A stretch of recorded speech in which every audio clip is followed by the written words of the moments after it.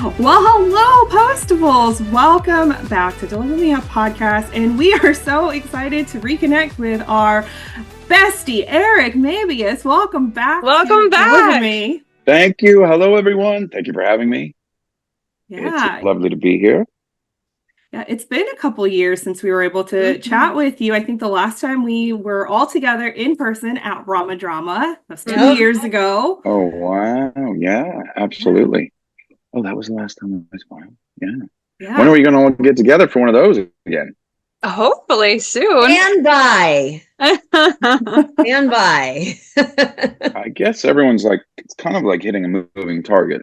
That's quite a lot of people to get together as well. Yeah, it's a lot to coordinate.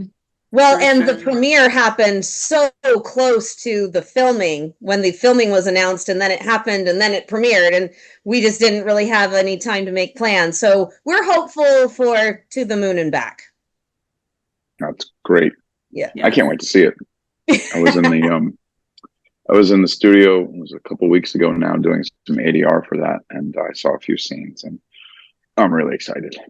Oh, we are really, too. really excited. Yeah, we are too. I feel like this last movie definitely brought a like everybody was coming together. It was like rejuvenating the spirits of the Postables. I mean, the camaraderie with the fans and the excitement. It was just so fun. It was so much so that I think it was right after I just did the last ADR. The dream, not making this up, that we were at the read-through for a new SSD. And it was like probably 5:30 in the morning, and I stumbled out of bed, and my girlfriend, I was like, just wait a second, I got to do something. And I started typing. She said, what's wrong? I said, nothing. I remembered this dream, and I started typing, and the more I typed, the more I remembered of the dream. But we sat down, and Martha at the read-through, like she does after everyone says hello and hugs and cries and does we do. And Martha says, welcome to SSD 15. She said 15, 12, 13, 14, whatever the numbers are. The numbers are off anyway, as we know. Yeah. And and I remembered the title. So I'm in the dream. I remembered the title, and I remembered most of the plot of the movie. And I'm not going to give anything away in case any of it ends up make it in the final movie. But I told Martha, she was very excited because obviously she's always thinking. Yeah, anyway. Of course. Man, that is some dream. And if that happens with that plot, then you got to come back and say, yes, this was it. Wow. Perhaps we might never know, but I've never had such a detailed dream that I hung on to before. Yeah. And typed. I just punched on my phone. Must have been 3 pages. But anyway. Oh, wow. Wow. Yeah. It's amazing. Yeah. Well, let's just make sure our dreams all come true, because yes, we are dying for another one after To the Moon and Back. SSD, making dreams happen. Yes. Oh, there we go. Right there. Hey, to dream the impossible dream, right? Oh my goodness. Hey, that'd be a great title of a future movie. Hey. One never knows.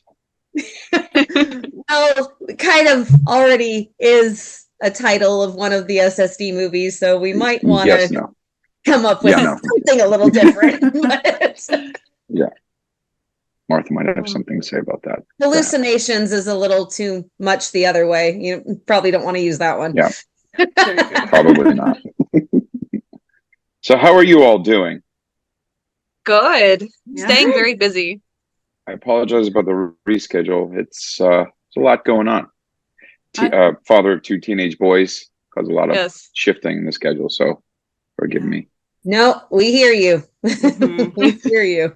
Yeah, kids are. I just delivered a vehicle to my son's first vehicle. I had a 900-mile drive with a new car. Oh, wow. New Orleans, so it's quite the trip. Yeah. Did it go smoothly? But that's not why we're all together. Yes, it did. Okay. That's not why we're gathered here together. I'm sorry. Oh, no, we like hearing about your life. Yeah. I was going to ask what's new anyway. So, I mean, 900-mile trip. That's awesome. Lots new. I'm always developing story ideas and pitching them. So have a dear friend whom I write with, and I don't want to talk about anything before it happens, but my brain's always working. So we'll see. All right. We love the way your mind works. Yes. Yeah. Tell that to my girlfriend. Sorry.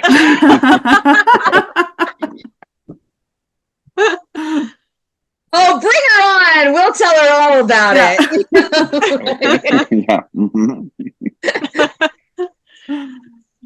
All righty. Well, all right. Well, shall we dive into the two movies or discussion? Sure. Yeah, I didn't know what we're talking about. I assume that's what it is. We're going to talk about a little bit of everything as we always do. Okay. So obviously you filmed two movies back to back. We had A Tale of Three Letters and then To the Moon and Back, which we have yet to see. How did Martha stretch you in these two movies? As we know, she loves giving Oliver a lot to say. How did she what? Stretch you. Well, every word, every page, Martha stretches us. I think that this show is unique in that, first of all, that it's gone on for such a long period of time. But I don't know of any other writer who goes back and really looks at the canon of work the way Martha does, and actually pays attention to what the fans have to say, what postables have to say, what the audience reaction is. I think it's important because we as actors go through our daily lives, and over 11 years, everyone in the cast has gone through such incredible changes in our lives, and we bring that to the table. And Martha's fully aware of that because we're all sort of a family in our own right. Even though we don't know the daily ins and outs of what's going on, she's distinctly aware of what we're going through. And I know that she brings that to the table when she sits down to write, and trying to really cull from the past what's there so that she's honoring the people that have been the audience that's been there since the beginning, and the audience that's newly coming to these movies. I think that I don't know if it's as much of a stretch, but we bring so much, all of us bring so much to the table. I think she can trust us, throw anything at us. So I wasn't being facetious when I said that every word on every page is hopefully something ground that hasn't been covered before, and pushing, certainly from my perspective, pushing Oliver into uncomfortable places seems to be one of her favorite pastimes. Mm-hmm. Yes. On the side. Martha has taken Oliver and Shane's relationship in an entirely different direction, which has happened in the past, but this is new in that they are formidable, they are capable, they are unique as individuals, but I feel that she forced these characters, speaking of stretching, uncomfortable, to throw all that away, to try and find a kind of humility that they've never had to before. All the challenges they faced, you can argue certain movies, when they're locked in a vault and they think they're going to die. Certainly, I mean, those are extenuating circumstances, but there was a type of surrender, I feel like, in the relationship that Martha created and is now allowing us to move forward. So I feel like in this movie, we have come to a starting point all over again. So there are a limitless number of directions to go in. Sort of like we're top of the mountain almost, and you can see in directions and distances we've never seen before. So I feel like, because people are like, oh, there's going to be a bunch of babies, whatever.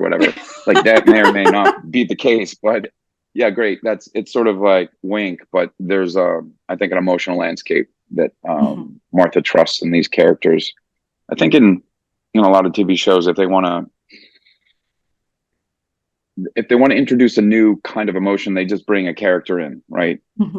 As the catalyst to embody that, to sort of have the main characters go, that's interesting, and they move on with the main plot line. But I feel like even though the story of the mystery of solving the item that can't be delivered is, certainly takes a front seat. It's the relationships, which is true of all the, not that I'm comparing us to some of the great television shows, but that's what makes some of the great TV shows that have always resounded with, certainly with me and audiences in general.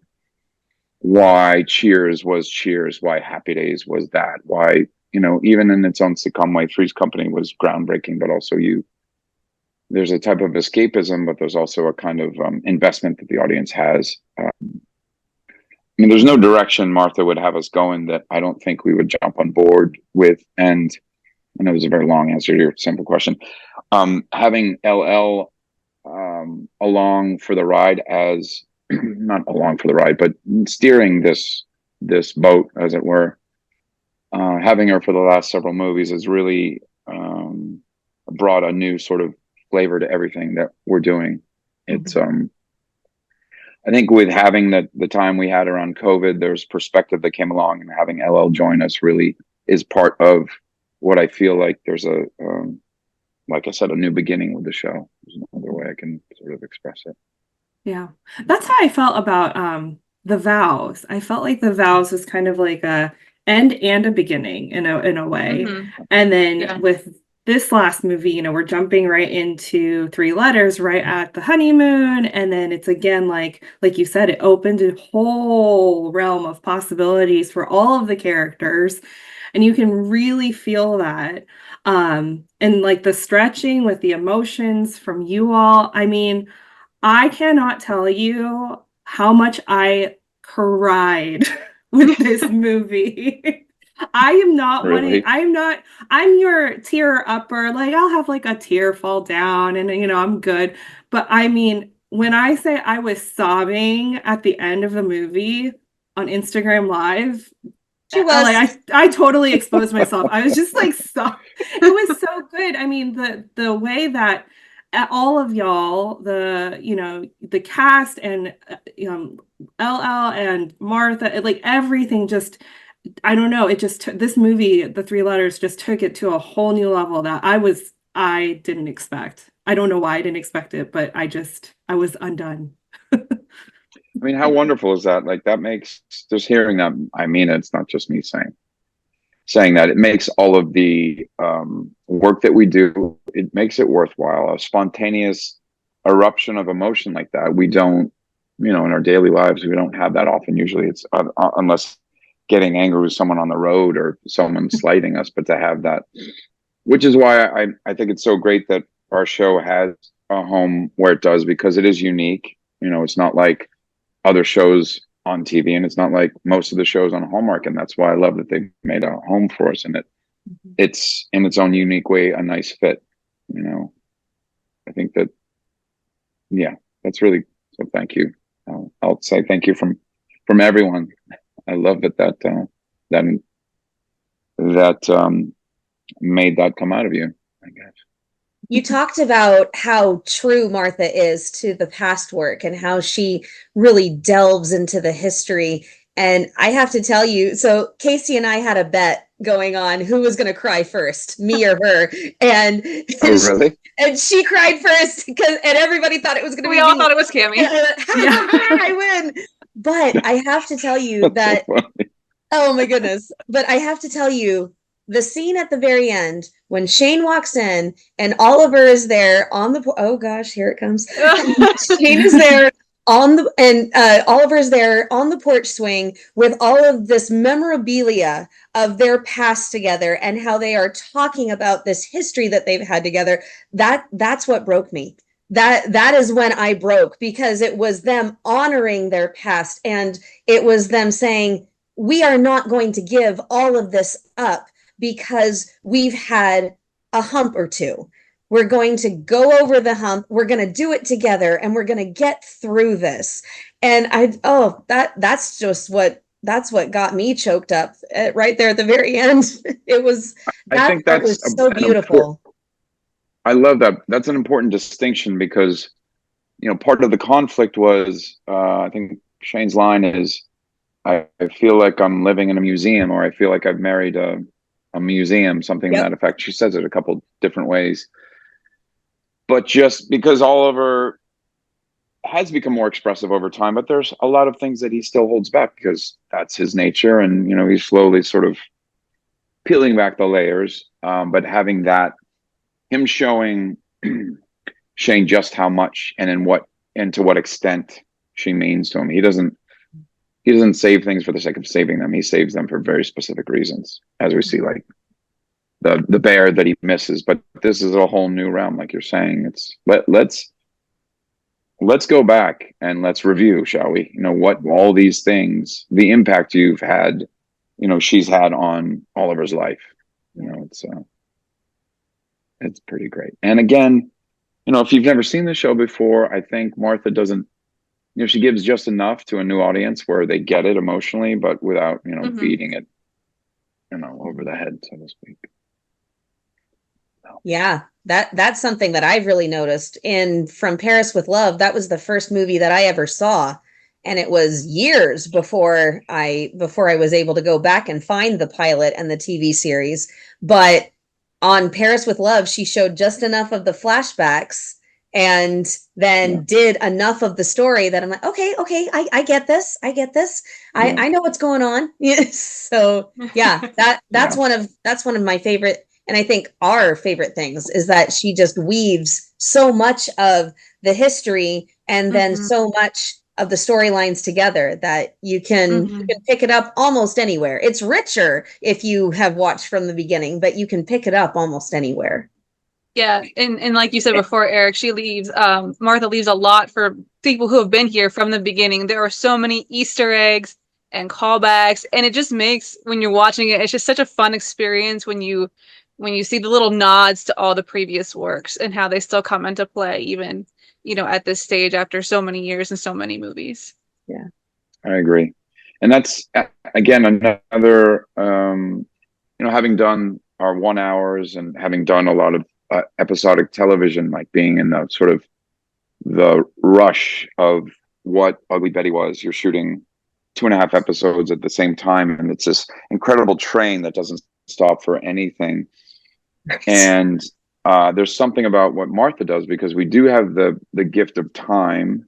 We don't know all the time whether we're coming back to do more movies. So when she sits down to write it, like you said, there's a new beginning in Vows, but it's because she's created a beginning, middle, and end, which is part of the sort of construct of Hallmark, where they're standalone movies, but we understand that the characters are sort of evolving over time, or at least that's the way we sort of embrace it. But not knowing if we're coming back for another movie also allows us to pour our kind of, I guess that's the point I'm coming around to, we pour our heart and soul into something, knowing that this may be the last one, but even if it's not, that we've literally left it all in front of the camera, and that Martha's left it on the page, and we've done all we can to honor the characters that we've been with for so long.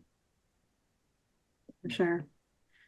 Now, speaking of filming, did you have a strategy for helping you keep the two plot lines straight? Because I know that it was very much mixed in between with the block shooting and stuff. Or did you just kind of go with the flow?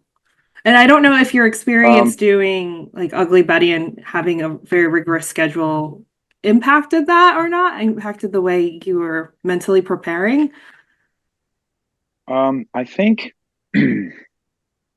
because it's a movie format, it's an hour and 40 minute or whatever it is, versus a 42-minute format, that was unique. So it was essentially one long day on Ugly Betty, but these are whole universes on themselves. And when we do one movie at a time, I usually, even before I go to shoot a scene, I flip the script open and go, okay, go back before. Where were we before? Or is he going after?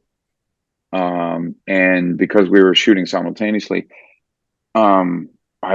we walked over to LL a lot and say, because she had had this incredible diagram in a clipboard that she would flip through and say, this is where we are, especially because a tale, we had to really be careful of the disintegration of things between Oliver and Shane.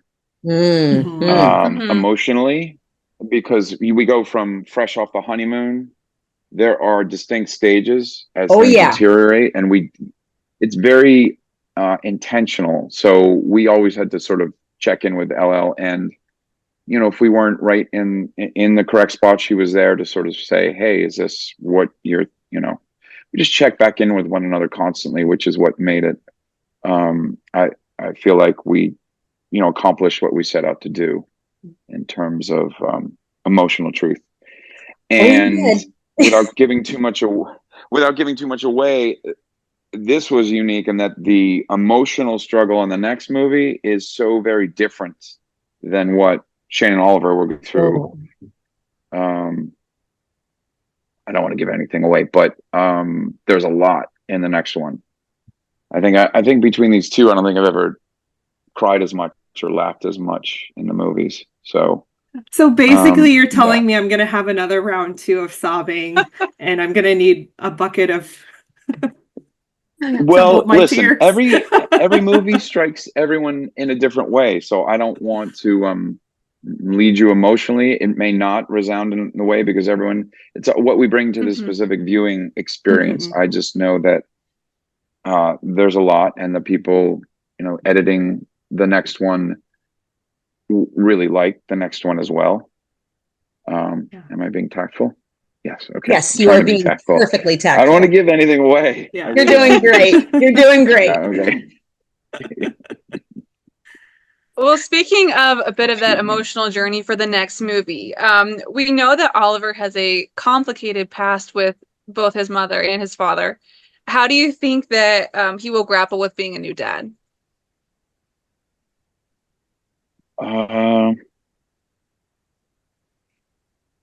I think that it's a very easy question to answer. That in some ways, Shane and Oliver have been mentors to Norman and Rita over time, but as we've evolved, that we take different roles in the relationships, which is also why this one was so enjoyable for me. Those I just cherish those scenes that I have with Jeff, because like when he was nervous about his wedding and me being there for him, and when I'm nervous about my wedding, he's there for me. And so that they're in a lot of ways, Norman and Rita are a step ahead of us in terms of their getting married and them trying to figure out their new family situation. So I feel like Oliver and Shane have had the luxury of having training wheels on, because their dearest friends are going through the experiences ahead of them. So they've been able to dip their toes in the water, so to speak. But knowing what they know and seeing what they've seen them go through, I feel like all of it is less scary, but also there's twice as many, if not 4 times as many people. Like they say, it takes a village to raise a child. I think that, Oliver and Shane couldn't have a better village surrounding them to do the jobs that are coming ahead. I mean, I think he'll be great. And if he needs help, he's going to ask for it, especially having Joe by his side, which is, pretty unique. That is what I am looking forward to the most, is seeing Joe holding his grandchild. I know I'm going to break right there. It was fun to see. I think Gregory, at least in one scene, got to hold the baby in a tail. Charlie's baby. Yeah. Am I mixing the two? Yeah, I think he did. But it's funny because he's recently a new grandfather as well, so it comes very easily to him. It's just cute. Oh, wonderful! Yeah. I like babies. I'm a baby guy too. So anyway, man, art imitating life. Wow. Okay, I went through it twice, so yeah. What was that? I said I went through it twice, and like I said, I just delivered a new vehicle to my little baby, who's now 18. Terrifying. Not a new vehicle, a new vintage vehicle. Yeah. Ooh, there you go. Oh, there is. So we're going to go a little bit lighter here for a second. I don't know if you know that Kristen posted a little bit of the scene of you guys in the balloon on Instagram, just showing us a little taste of what that was. Tell us about that cut scene, because we loved what we saw on Instagram, and then of course with the history of her wanting to balloon over Stockholm and all of that. That's so funny. Well, it was really so in doing two movies at the same time, you have to use one location for multiple purposes. Right. That happened to be the stage where they had the aircraft. So the scenes when we're flying back from our honeymoon, we shot on a real model. It was really cool. You know, obviously, because they have those sets set up, you couldn't rebuild something like that for less than, I'm sure, $80,000 or $100,000, and that's not in the budget. Yeah. So you go and rent that location for the day. So they had airplane over here, and they had balloon baskets set up here with a backdrop on it. And I'm not sure why it didn't end up in the montage, right? No. In the movie? Huh. I don't know why, because the tight shots, if that's what she posted, looked really convincing. I mean, in as much as they could, in the way that like equal to, I thought the aircraft stuff was believable. Mm-hmm.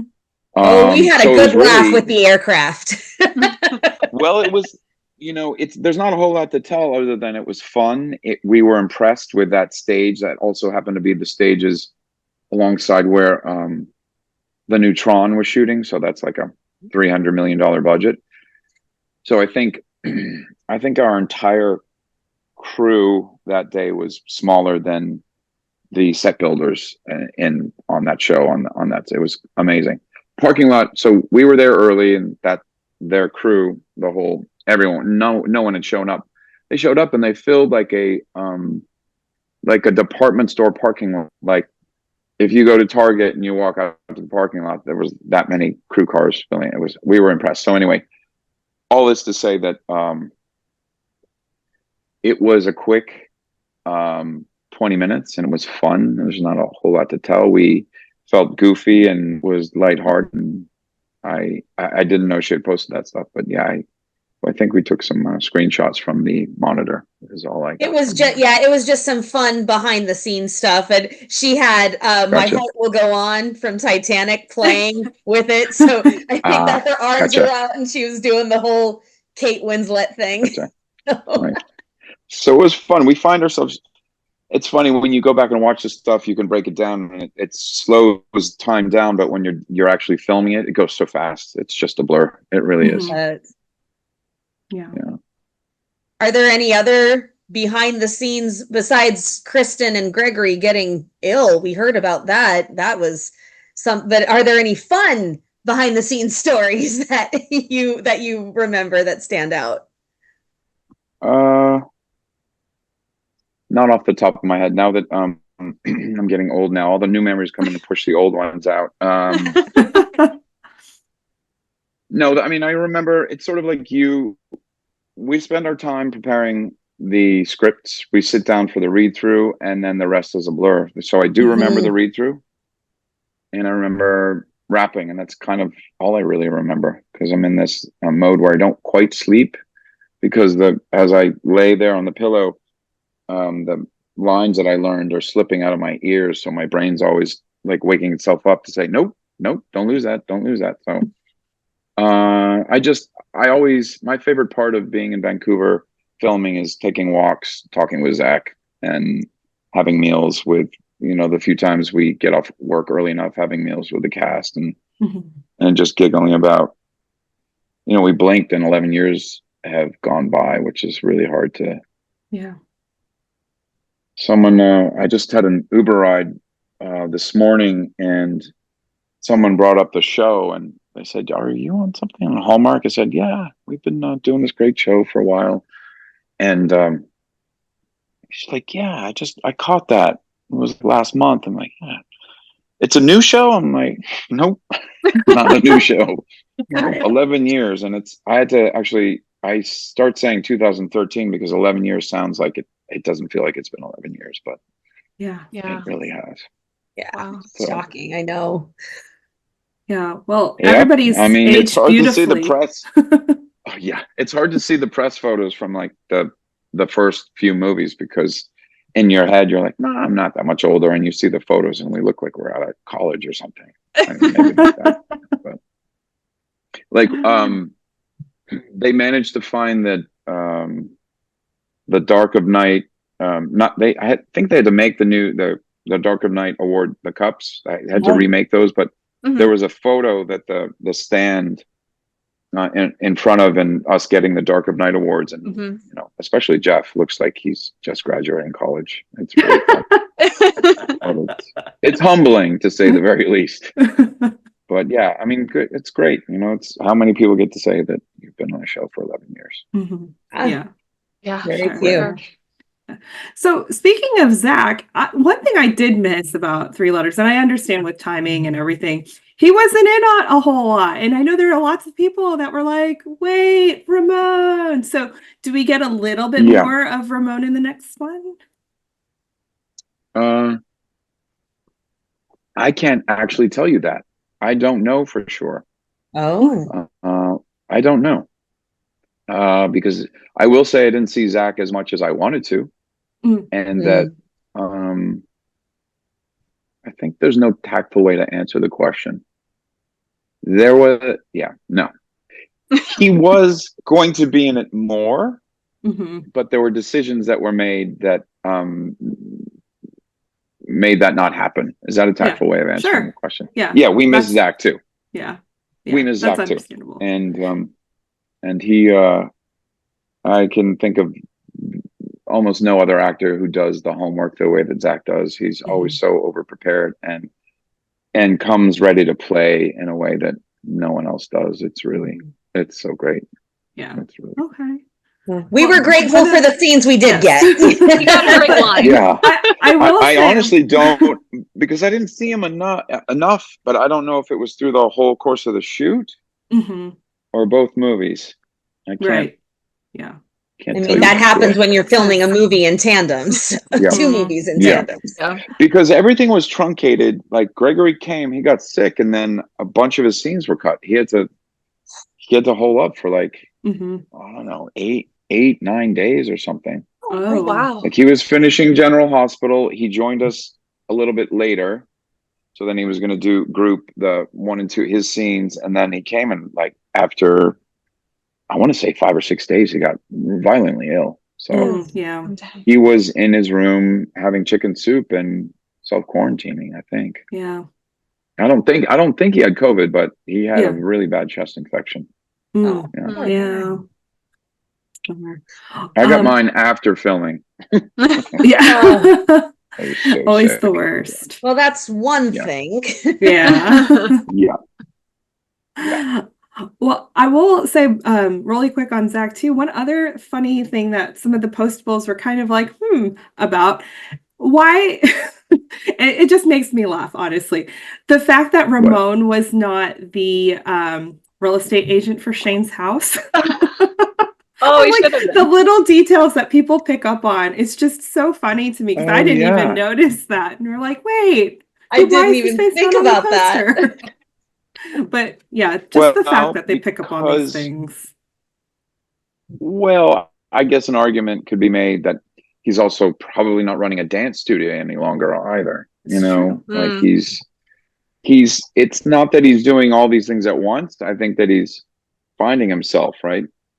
He owns this, he does that. He's an officiator at weddings. I can't speak, sorry, I need to eat some more food.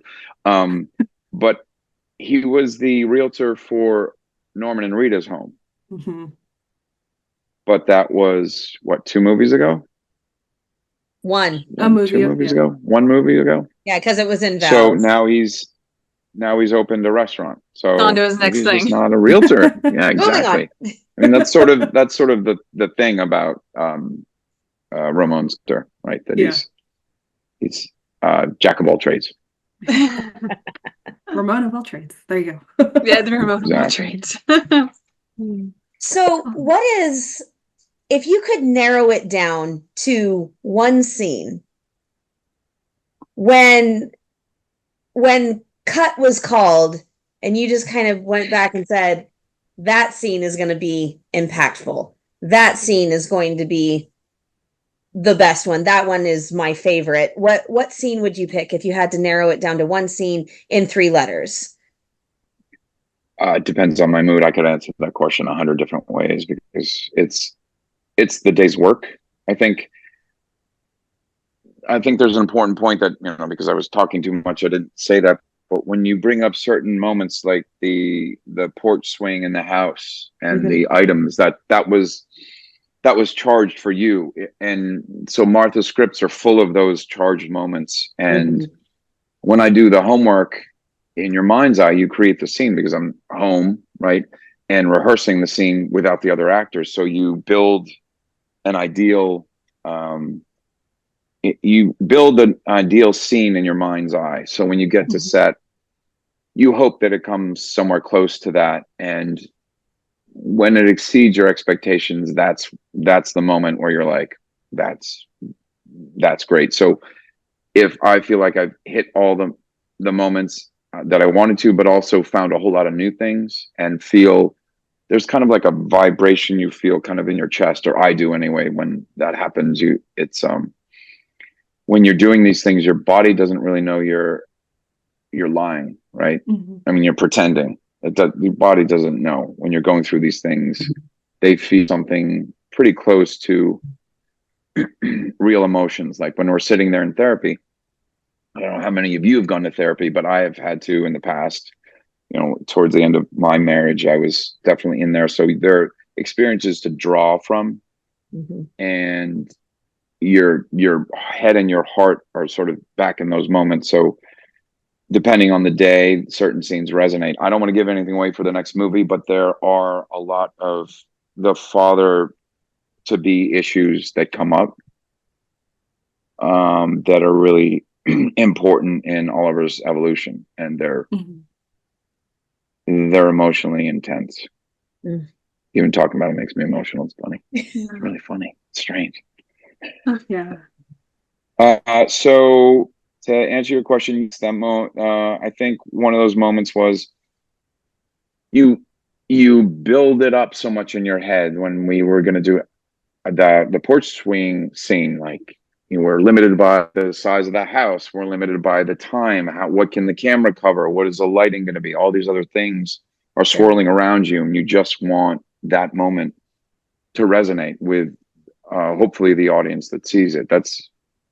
You do the work and hope that you land where you want to, and hope that an audience gets it. That's really the big sort of the broad equation of what we do. So I think in those moments, like when Oliver gets down on his knees to propose in the green tie, that was one of those moments where there was so much funneling into that moment.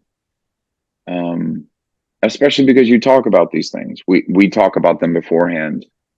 And when we showed up for the porch swing, there were a lot of logistical things threatened. Like always, that's the process, the challenge, to pull us out of the emotional place we want to be in. But when we shot that, I felt like that was one of those where like, yep, that was pretty great. It felt great anyway. I think the audience would definitely agree that that last scene just took everyone to a different place. Yeah. In those moments, I think I went back and I caught some of like the Dumbarton Oaks and some of those moments when Oliver and Shane have to be really raw with one another. They're really, you don't know if it's going to land, and with an audience. And some of those I thought came out pretty good. I don't like watching myself. I watched the movies with one eye shut, I think, for the most part. And I just kind of want to I check in. I love watching everyone else's stuff because it fills the whole thing out, the big picture for me. But I kind of watch my scenes with one eye closed, and it also makes me go through the homework that I did. So it's a big roller coaster watching them. So I think I watched them in pieces to get the whole. But I certainly couldn't tweet while they're airing, so I have to watch, sort of skim through it so I know what's going on. Right. Anyway. Yeah. It's weird. Every actor's different, but you know. Mhm. Yeah, no, makes sense. What was your reaction to finding out that Oliver was going to be a father? I mean, I think there was a lot. I think I don't know if you're aware. Like the postables are very divided. A lot of them were like, I don't know, yes, no, and then some of us were picking up on clues. Like for me, I'm a mom, so like Shane's like, I'm tired, and I'm like, yeah, girl, okay. She's pregnant. So others, others don't, have that experience, or maybe they didn't pick up on the subtleties. Even looking across the street to the pharmacy, Shane looks across the street to the pharmacy. I'm like, there it is. Yep. Sealed the deal. From your perspective, as an actor, embodying Oliver, what was your reaction to discovering that these two may be parents? Well, I think that sort of circles back to what I was saying, which is this is the next logical emotional progression. Mm-hmm. It makes sense because Norman and Rita have been so involved in trying to get pregnant, trying to figure out if they want to adopt, especially given Norman's background. It feels it's emotionally logical, if there is such a thing. And I think that it made sense. And I think that it'll bring challenges. I know, like in the old kind of TV sense of the word, that was not something like Happy Days era. When there was a baby involved, that usually meant that character was leaving the show, right? Like when someone gets pregnant, usually they're gone. And I just think that Martha's masterful at weaving in real life experiences into the show and examining it in such a way that it provides catharsis for the audience. They go through, what it is to be pregnant, or what it is to be in love or have unrequited love, or go through a wedding, or, all of these things are one or many of us have experienced already. So what hasn't Oliver experienced having a child? And I know the question seems obvious, but I think Oliver's going to be a really great dad. And I think that through the surrender that he's been involved with, each of them, Shane and Oliver, emotional surrender that, a year before it would have been premature, 2 years, whatever, the whole, as in them falling in love slowly and getting married, that took the time it needed to, right? As not using the phrase that we all know, but this is the way it was supposed to unfold. It feels completely natural to me, which is odd to say because we're involved in fiction completely, really. So, Made us wait that slow burn. It was almost really nice to hear the two characters talking in therapy. When did you know that you were meant for each other? And they both say to swing, like, thank you.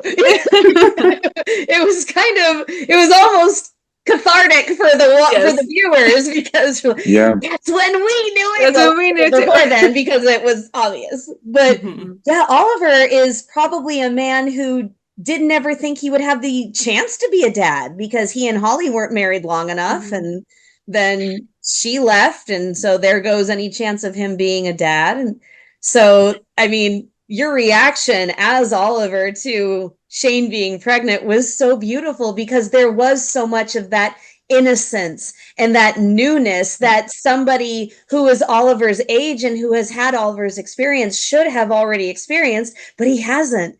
And so the whole newness, and this is happening, and the surprise and everything, it was very fulfilling. So I suggest watching that scene with both eyes open. Okay. All right. I'll take that.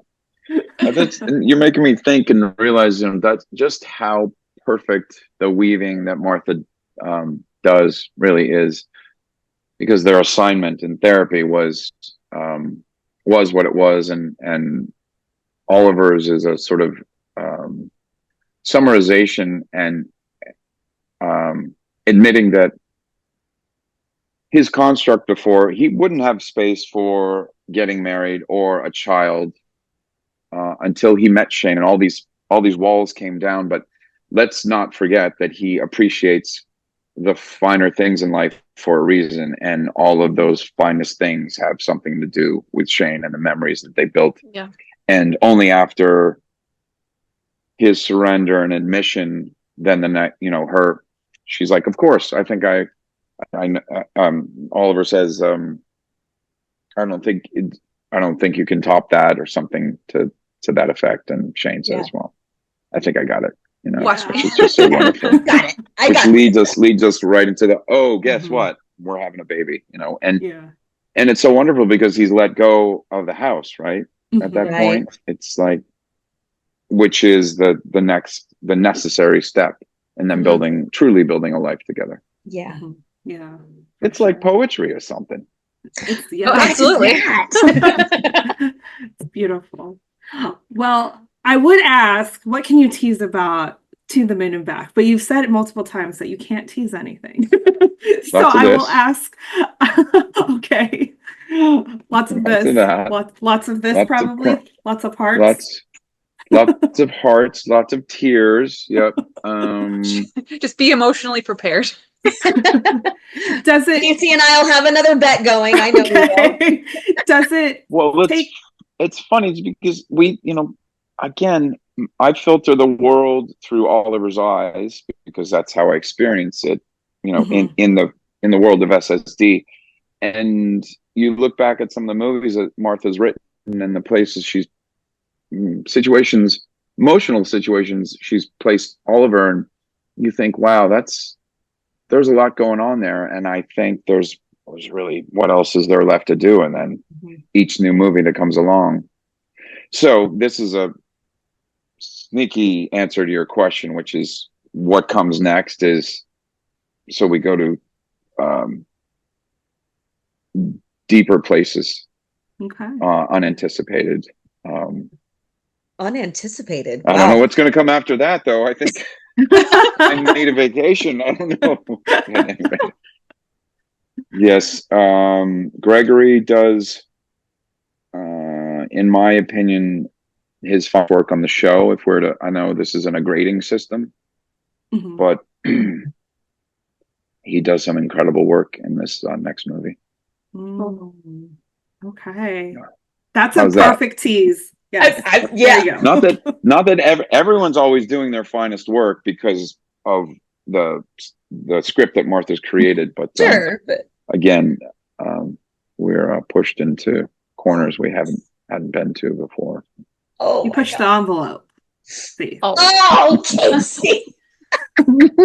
Very good. I saw what you did there. All right. Cam, you want to kick off the... Okay, I think we can put a stamp on that one. I don't know.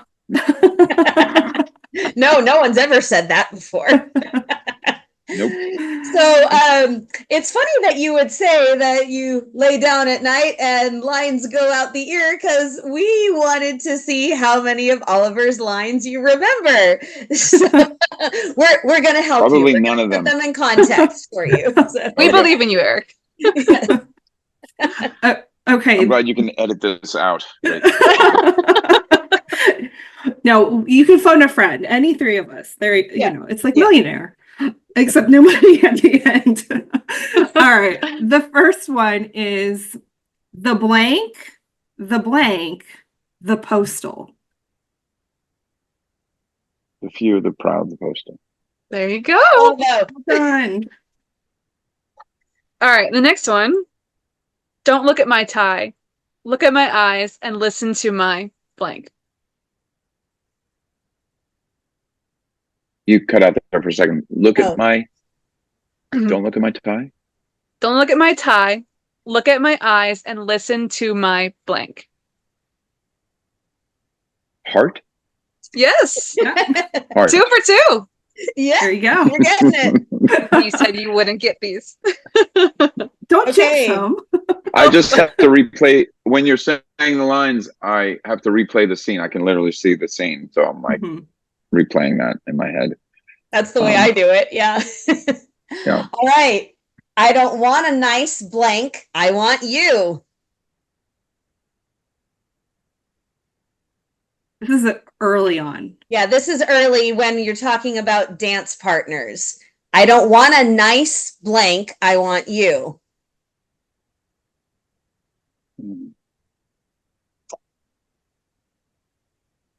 Speaking back 11 years ago. I want a nice. Yeah, I know the scene. Hey, that's partial credit right there. He knows the scene. Gammy, you should have worn your shirt with the quote on I it. should have. I almost did. I almost did wear the shirt. No, it's I'm thinking about Montaldo's. Yeah. It's actually in the mailbox grill that it happens. And you're talking about asking Shane to be your dance partner. Lady. I don't want a nice lady. Gotcha. I want you. Sorry. No, Yeah. hey, you're okay. That was a long time ago. Yeah, that scene makes me laugh because it's like right after they're snooping on Oliver, and then Rita just blurts out that, Can be your dance partner. Yeah, she does the dance and stuff. So, all right. The next one, I believe, is one of Oliver's first lines in the pilot. So it is, there it is, a beacon of hope to those who still put their faith in the power of a piece of paper and a blank, blank, blank. Blank, blank is hyphenated. Say it again. There it is, a beacon of hope to those who still put their faith in the power of a piece of paper and a blank, blank, blank. No idea. It's a 46-cent stamp. Oh yes, no. Yeah, I wouldn't have gotten that one. No. Yeah, I think this is all. Yeah, I think this is within the first minute. That's or the two pilot. of the pilot. So. Yeah, that's the pilot. Yeah. Every time I walk by that courtyard, it's right at this cafe and chocolate place down near Cole Harbor. Every time I go by that place where I'd sort of smile. There's certain pockets all over the city of where we shop at that one in particular because that was the opening scene to the yeah. And we bump in for coffee and she's on her way into the DLO. Yeah. Yes. Yeah, it's funny. Okay, All right. another question. Last one. This one comes. So. This one comes from Impossible Dream for some context, and it is from Oliver's impassioned speech to the jury or whatever you want to call them, the committee. If you will just have the blank to send them, referring to the troops. Courage. There you go. Nice. Whoa. That was I love that. I love that so much. I was a huge Frank Capra fan, and Mr. Smith Goes to Washington is still one of my favorites. Yeah. Oh, I love that. You really embodied it. You really embodied it right there. Yes. Just that is probably one of my favorite Oliver parts in the series is just you have to rescue this woman. We know the tools and you have to go and get her. And she's there waiting if you will just have the courage to send them. Whew, gives me chills. I just think I know it's so cute that we're trying to deliver a piece of mail that's ruined in the sorting machine, and all of a sudden we're in front of a Senate subcommittee. I just think it's so wonderful that somehow it still makes sense. And so, finding Oliver in that circumstance, I know it was certainly rare, but it was so much fun to do. Yes. I mean, what happens next to Oliver? That was a good thing to go to. No, we just never know. Yeah, for sure. Well, Eric, thank you so much for taking the time to chat with us about all the things. And, we are just so excited for this next movie. We love this last movie, and hopefully our dreams your dream comes true Yes. with a SSD 14, 15, Whatever. whatever number we're number. Do you have any just real quick in the last minute, do you have any projects you're able to share? Any like movies, episodes, something that you're going to be in soon that we can watch out for, promote? Help promote? I haven't. So right before I came to Vancouver, I flew to Vancouver. I had a part in, not a big part, but it was fun to do. There's a Western, it takes place in late 1800s, but it was a great cast and I had fun doing it. It was down in Kentucky. It was Nicolas Cage, Stephen Dorff, Heather Graham. It was a really great cast, really a cast of a lot of recognizable faces and names, and it was vastly different than certainly what I do at SSD. So it was fun to do, but I don't know when it's coming out, and I don't know if it's going to be any good, but I had fun doing it. And there's a lot of people being shot and set on fire and fights, and me smoking cigars and drinking scotch, and very different than what I do. Definitely much dirtier than Oliver is used to being. Yeah, much dirtier. Absolutely correct. It's called Gunslingers. At least that was a working title. So okay. We'll see. Okay. Yeah, we'll look for it. Know. All right. Sounds fun. Thank you all for your time. Oh, Thank thank you for you. coming and meeting with us. And I have no idea when the next movie's coming out, but I hope in the fall. Yes, we're all eagerly waiting. Yes. I'm excited because this first movie we were told was going to come out in the fall. We were all sort of shocked that the turnaround was so quick. So that was a great sign. What we've been told is 2025. That's all we know. Yeah. So yeah, that's what we were told along. So the first was going to happen in the fall, and the next, I think, in the new year. But you never know. Never know. You really don't. Life is a box of chocolates. Thank you again for your time, ladies. Thank you. Thank you. Have a good one. Hopefully Bye, I'll see you soon. guys. Bye. Bye. Bye. See ya.